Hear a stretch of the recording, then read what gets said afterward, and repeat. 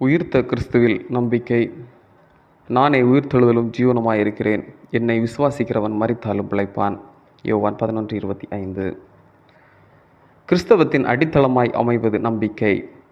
இறைவன் மீது கொண்டுள்ள நம்பிக்கையினால் தான் நாம் இன்று வாழ்ந்து கொண்டிருக்கின்றோம்.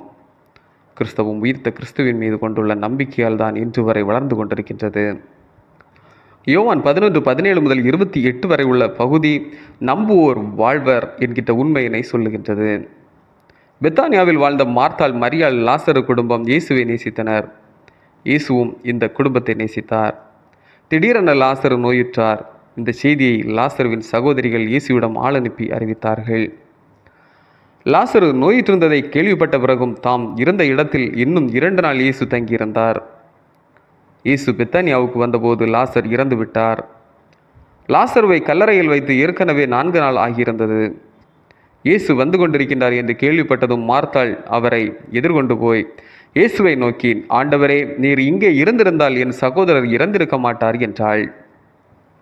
இயேசு மார்த்தாளிடம், உயிர்த்தெழுதலும் ஜீவனுமாயிருக்கின்ற என்னிலே உயிரோடு இருக்கும்போது நம்பிக்கை வைக்கும் எவரும் இறப்பினும் வாழ்வர்.